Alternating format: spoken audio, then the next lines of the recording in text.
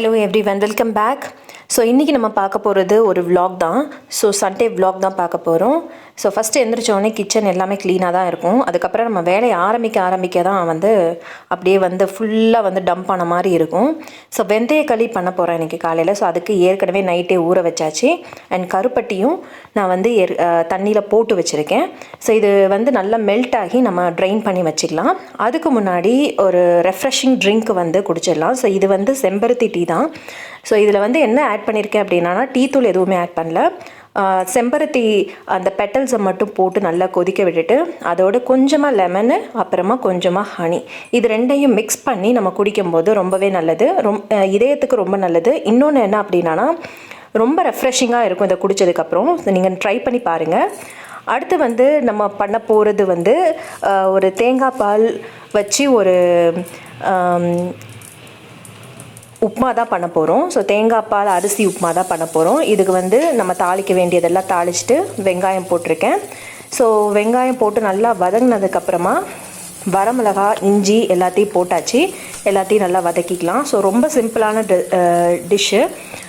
டக்குன்னு பண்ணணும், இட்லி மாவு இல்லை தோசை மாவு இல்லை அப்படிங்கிற பட்சத்தில் நீங்கள் இந்த மாதிரி பண்ணிக்கலாம்.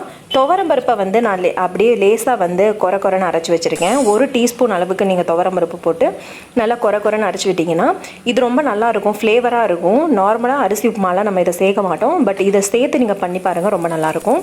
ஸோ இதையும் நல்லா ஃப்ரை பண்ணி எடுத்துடலாம். லேசாக வதங்கட்டும். வதங்கினதுக்கப்புறமா நம்ம அடுத்து போட வேண்டிய டிஷ்ஷை போடலாம். ரொம்ப சிம்பிளான டிஷ்ஷு. இதில் நீங்கள் ரொம்ப சேர்க்கணுன்னு அவசியம் கிடையாது. பட் உங்களுக்கு வேணும்னா வெஜிடபிள்ஸும் சேர்த்துக்கலாம்.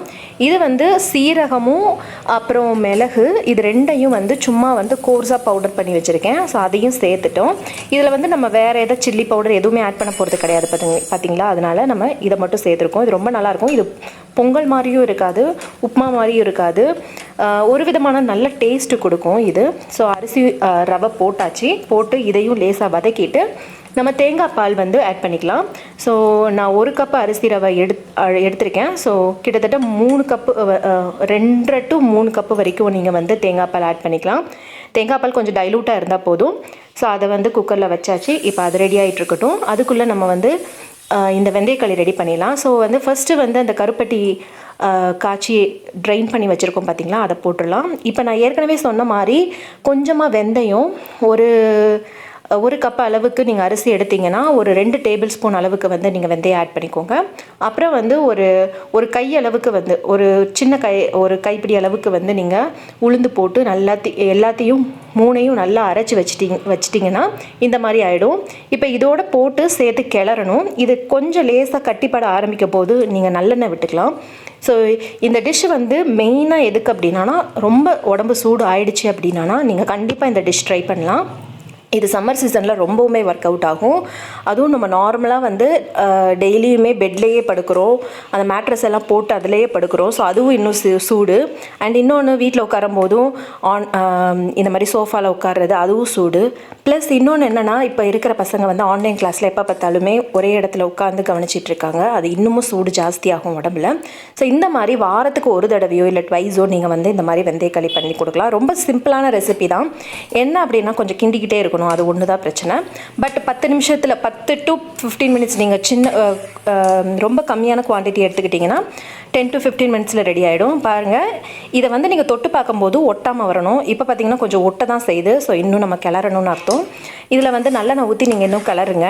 நல்லெண்ணெய் நிறைய ஊற்றணும்னு தேவை கிடையாது. ரொம்ப ஊற்றுனீங்க அப்படின்னா ஒரு மாதிரி கட்டியாயிடும். ஸோ கொஞ்சம் கொஞ்சமாக நல்லெண்ணெய் ஊற்றி கலருங்க. அப்போ தான் உங்களுக்கு ஒட்டாமல் வரும். ஸோ இது நான்ஸ்டிக் கிடையாது, ஆனாலும் நமக்கு ஒட்டாமல் அந்த ஸ்டேஜ் வர வரைக்கும் நம்ம கிளற வேண்டியது தான். அவ்வளோதான். இப்போ தொட்டு பார்த்திங்கன்னா அவ்வளோவா ஒட்டாது. ஸோ நம்ம ஆஃப் பண்ணிடலாம். நம்மளுடைய வெந்தயக்களி ரெடி ஆகிடுச்சு. இன்னொரு சைடு பார்த்திங்கன்னா அரிசி உப்புமாவும் ரெடி ஆகிடுச்சு.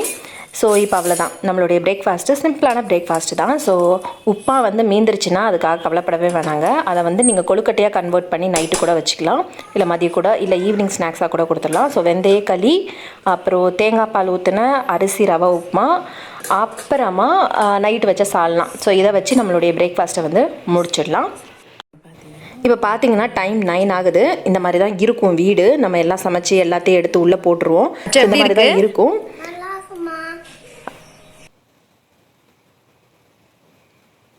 இப்போ வந்து 9:50 நீங்களே பார்த்தா உங்களுக்கு தெரியும் 9:50 ஆகுது. அதுக்குள்ளே எல்லாத்தையுமே நம்ம க்ளீன் பண்ணியாச்சு. வீட்டில் லிவிங் ரூமில் இருந்து பெட்ரூமு எல்லாமே க்ளீன் பண்ணியாச்சு. ஸோ வந்து நம்ம டைம் ஃபிக்ஸ் பண்ணிக்கணும். ஒரு 5 மினிட்ஸ் இதுக்கு 10 மினிட்ஸ் இதுக்கு அப்படிங்கிற டைம் ஃபிக்ஸ் பண்ணி நம்ம பண்ணோம் அப்படின்னா கடன்னு வேலையை முடிச்சிடலாம். அதில் சோம்பேறித்தனமாக ஒரே இடத்துல உட்காந்துட்டோன்னா அன்றைக்கி நாள் ஃபுல்லாகவுமே அப்படியே தான் இருக்கும். ஸோ வேலை பண்ணுறதுக்கு ஒரு மோட்டிவேஷன் வேணும். கண்டிப்பாக டக்குன்னு வேலையை முடிக்கணும் அப்படிங்கிற எண்ணம் நமக்கு வந்தால் தான் நம்மளால் பண்ண முடியும். இது வந்து வாட்டர்மெலன் ஜூஸு. ஸோ வாட்டர்மெலன், அப்புறம் மின்ட், அதாவது புதினா, அப்புறமா கொஞ்சமாக லெமன் ஜூஸு, இதை மட்டும் போட்டு நான் வந்து வாட்டர்மெலன் ஜூஸ் ரெடி பண்ணியிருக்கேன். ஸோ அதுவும் முடிஞ்சிச்சு. இப்போ லஞ்சுக்கு வந்து நம்ம என்ன பண்ண போகிறோம் அப்படின்னா கத்திரிக்காய் அவியலும், உங்களுக்கு தெரியும் இந்த முருங்கைப்பூ, இந்த சீசனில் வந்து முருங்கைப்பூ நிறையவே கிடைக்கும். ஸோ முருங்கைப்பூ பிரியாணியும் பண்ண போகிறோம். ரெண்டுமே ரொம்ப நல்ல ரெசிபி, ரொம்ப ஹெல்த்தியான ரெசிபியும் கூட. நீங்களும் என்னைக்காவது ஒரு நாள் ஏதோ ஒரு நாள் வந்து நீங்கள் இந்த மாதிரி ட்ரை பண்ணி பார்க்கலாம். ஸோ நார்மலாக அவியல் எப்படி பண்ணுவோமோ அதே மாதிரி தான். பட் இதில் வந்து கத்திரிக்காய் மட்டும் வச்சு நம்ம அவியல் பண்ண போகிறோம். இதில் வந்து கொஞ்சமாக வந்து எண்ணெய் விட்டு கடுகு, உளுத்தம்பருப்பு, கடலைப்பருப்பு, அப்புறமா பெருங்காயம், கருவேப்பிலை, வெங்காயம் எல்லாத்தையும் வதக்கிட்டு இந்த கத்திரிக்காவையும் போட்டு நல்லா வதக்கிட வேண்டியதான்.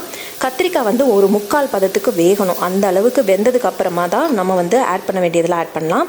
ஸோ இதில் வந்து நான் தேங்காய், பூண்டு, சீரகம், அப்புறமா பச்சை மிளகாய் இது எல்லாத்தையும் சேர்த்து அரைச்சி வச்சுக்கலாம். கொஞ்சம் தண்ணி விட்டு நல்லா அரைச்சி வச்சுக்கலாம். இதில் வந்து இப்போ ஓரளவுக்கு நல்லா வெந்திருக்கு. இந்த ஸ்டேஜில் வந்து நம்ம என்ன பண்ணலாம் அப்படின்னா தயிர் இருக்கும் பார்த்தீங்களா, கொஞ்சமாக புளிச்ச தயிராக இருக்கணும். அப்போ தான் நல்லாயிருக்கும். இல்லை சப்புன்னு இருந்துச்சு அப்படின்னா இந்த ரெசிபிக்கு நல்லா இருக்காது. ஸோ கொஞ்சமாக புளிச்ச தயிரை போட்டுட்டு நல்லா கலந்து விட்டுறலாம். ஸோ தயிர் ஒன்றும் ஆகாது. அதாவது ஆக்சுவலாக தயிரும் இந்த கத்திரிக்காவும் சேரும்போது ஒரு நல்ல டேஸ்ட்டு கொடுக்கும். ஸோ நம்ம அரைச்சி வச்சுருக்கிற இந்த தேங்காய் பேஸ்ட்டையும் ஆட் பண்ணியாச்சு. இப்போ எல்லாம் சேர்ந்து மூடி வச்சுடுங்க. மூடி வச்சுட்டு இங்கே அடுத்த வேலையை பார்க்க ஆரம்பிச்சிடலாம். ஏன்னா இது ஒரு 5 to 10 மினிட்ஸில் இந்த கத்திரிக்காய் அவியல் வந்து நமக்கு ரெடி ஆகிடும். அவ்வளோதான். இது இருக்கட்டும். இப்போ நம்ம தேங்காய் பால் பிரியாணிக்கு என்ன பண்ணலாம் அப்படிங்கிறத பார்த்துடலாம். எப்பயும் போல் இந்த ஹோல் ஸ்பைசஸ் எல்லாத்தையும் ஆட் பண்ணிக்கலாம். பிரிஞ்சி இலை, மராட்டி மொக்கு, அப்புறம் ஏலக்காய், அப்புறம் இந்த ஸ்டார் அனைஸ், கிராம்பு எல்லாத்தையும் ஆட் பண்ணிவிட்டு கொஞ்சமாக சோம்பு ஆட் பண்ணிவிட்டு வெங்காயம் நார்மலாக பிரியாணி பண்ணுற மாதிரியே தாங்க பண்ண போகிறோம். பட் என்னன்னா இதில் வந்து நம்ம எந்த காய்கறியுமே ஆட் பண்ண போகிறது கிடையாது. அதுக்கு பதிலாக நம்ம எடுத்து வச்சுருக்கிற தேங்காய் பூவை வந்து தேங்காய் பூ இல்லை, முருங்கைப்பூவை வந்து ஆட் பண்ண போகிறோம். ரொம்ப நல்ல டேஸ்ட்டு கொடுக்கும். நீங்கள் முருங்கைப்பூ பொரியல் நிறைய தடவை பண்ணி பார்த்துருப்பீங்க.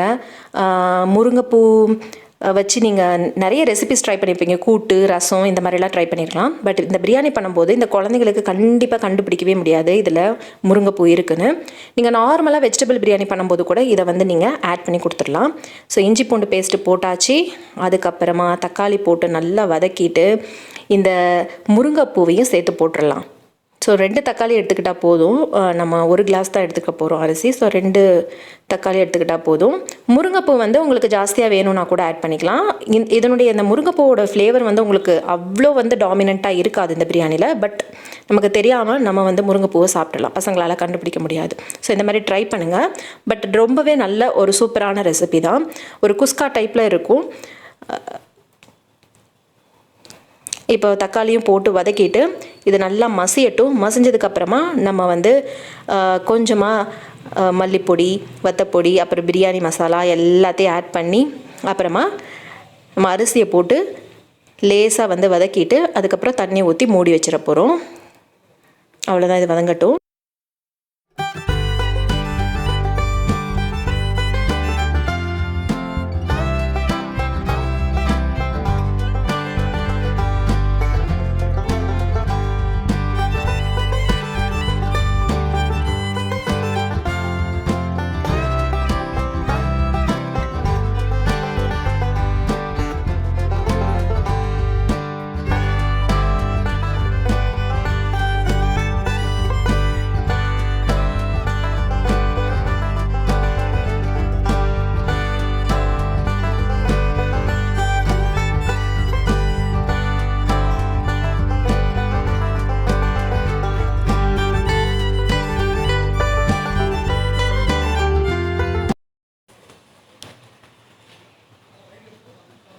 ஸோ இப்போ பார்த்திங்க அப்படின்னா அரிசியை போட்டாச்சு. இதுக்கு வந்து தேவையான அளவு, ஆக்சுவலாக இது வந்து பழைய அரிசி, அதாவது புது அரிசிங்கிறதுனால நான் நிறைய தண்ணி வைக்கலை. ஸோ 1.25 டம்ளர் அளவுக்கு தண்ணி வச்சா போதும். அந்த அளவுக்கு தண்ணி வச்சுட்டு நம்ம கொத்தமல்லி அப்புறமா புதினா அது ரெண்டையும் ஆட் பண்ணதை நான் காட்டலை, பட் ஆட் பண்ணியாச்சு. ஸோ அதையும் போட்டுட்டு நீங்கள் மூடி வச்சுருங்க. ஒரு 2 விசில் இருந்தால் போதும். ஒரு சூப்பரான எம்மியான ஹெல்த்தியான பிரியாணி ரெடி ஆகிடும். நீங்கள் கண்டிப்பாக ட்ரை பண்ணி பார்ப்பீங்கன்னு எனக்கு தெரியும். பட் நீங்கள் தேங்காய் பூ இதோட இன்னொரு விஷயமும் சேர்க்கலாம். கடைசியில் வந்து நம்ம எல்லாமே அந்த அரிசி கொதிக்க ஆரம்பிக்கும் போது, அந்த உலை கொதிக்க ஆரம்பிக்கும் போது நீங்கள் ஒரு முட்டையை மட்டும் நல்லா உடச்சி ஊற்றி இதில் போட்டுட்டனாலும் ரொம்ப சூப்பராக இருக்கும். ஆக்சுவலாக நாங்கள் என்ன ட்ரை பண்ணோம் அப்படின்னா, இந்த பிரியாணி மீந்துச்சு நைட்டு.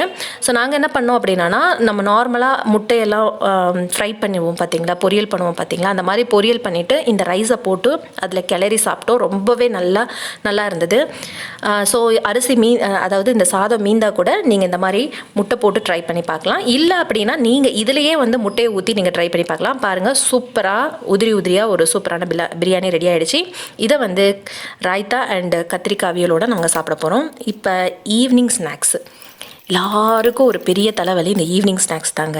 இது என்ன தான் பண்ணுறது அப்படின்னு சொல்லிட்டு ஈஸியாக ஒரு கப் கேக் பண்ணலாம். ஸோ ஒரு முட்டை, ஒரு 3/4 கப்பு நாட்டு சக்கரை, அப்புறமா கொஞ்சமாக எண்ணெய், மெல்டட் பட்டர் இருந்தாலும் சேர்த்துக்கலாம். அப்புறமா எசன்ஸ் சேர்த்துக்கலாம், வெனிலா எசன்ஸு. அப்புறமா சின்னமன் பவுடர் வந்து கேரட் கேக்கோட சூப்பராக இருக்கும். ஸோ அதனால் நான் சின்னமன் பவுடரும் சேர்த்துருக்கேன் இதில். அப்புறமா 2 கேரட்டை வந்து நான் துருவி வச்சுருக்கேன். ஸோ அதையும் வந்து நம்ம இதை நல்லா வந்து மிக்ஸ் பண்ணிவிட்டு அதுக்கப்புறமா சேர்க்கலாம். ஸோ கேரட்டையும் சேர்த்தாச்சு. இப்போ வந்து நம்ம ட்ரை இன்க்ரீடியன்ஸ் எல்லாத்தையும் சேர்த்துக்கலாம். அதாவது நான் 1 கப்பு கோதுமை மாவு எடுத்திருக்கேன். அப்புறமா baking soda, baking powder 1/4 teaspoon அளவுக்கு எடுத்துக்கோங்க. ஒரு பிஞ்ச் அளவுக்கு பேக்கிங் சோடா போட்டால் போதும். ஒரு 1/2 டீஸ்பூன் அளவுக்கு பேக்கிங் பவுடர், அப்புறமா கொஞ்சமாக பால் ஆட் பண்ணி அதை நல்லா வந்து நீங்கள் அந்த பேட்டர் கன்சிஸ்டன்சிக்கு கொண்டு வந்துடுங்க. ஸோ நார்மல் கேக் பேட்டர் மாதிரி ரெடி பண்ணிக்கோங்க. அதை வந்து நம்ம கப் கேக்காக ஊற்ற போகிறோம், அவ்வளோதான்.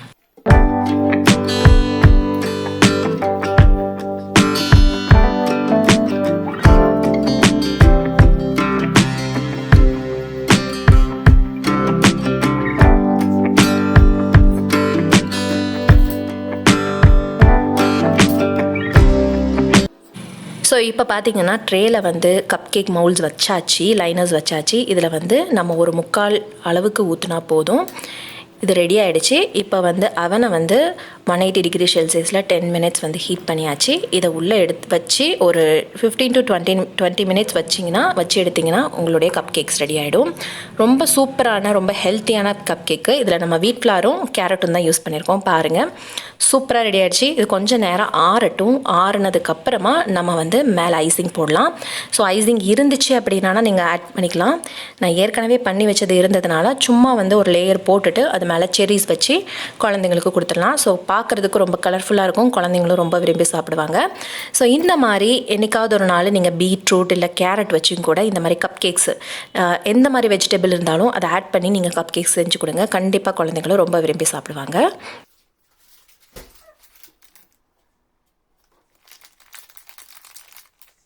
ஸோ உங்களுக்கு இந்த வீடியோ பிடிச்சிருக்கும் நம்புகிறேன். பிடிச்சிருந்தா என்னோட சேனலை சப்ஸ்கிரைப் பண்ணுங்கள், லைக் பண்ணுங்கள், ஷேர் பண்ணுங்கள். இன்னொரு சூப்பரான வீடியோவில், சூப்பரான vlogல சந்திக்கலாம். Until then, bye from Sudhi's Kitchen. Thanks for watching. இந்தா என்ன கேக்கு? க்ரீம் கேக்கா? கேரட் கேக் இல்லையா? இல்லையா? ஓஹோ, இது உனக்கு பிடிக்குமா? பிடிக்குமா? எவ்வளோ பிடிக்கும்? 5 பிடிக்குமா? 5 பிடிக்குமா? அப்படியா? 2 தான் பிடிக்குமா?